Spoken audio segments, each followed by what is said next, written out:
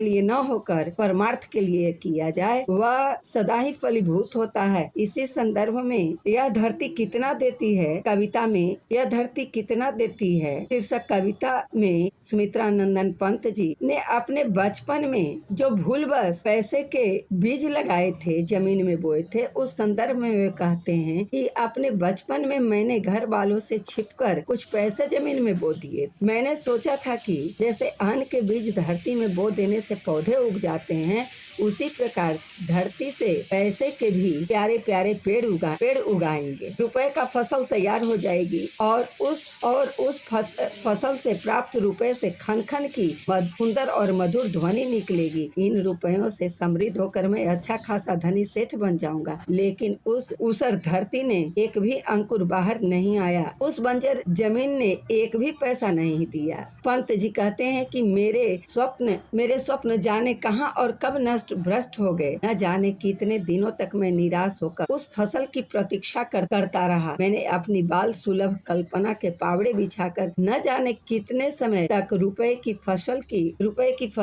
प्रतीक्षा की। उस समय मैं एक अज्ञानी बालक था। मैंने अपनी अज्ञानता धरती में गलत बीज बोए थे। उसमें धरती का क्या दोष, वे बीज मोह के थे और मैंने उन्हें धन के लालच से सींचा। फिर भला वे कैसे उगते? जो बीज लालच के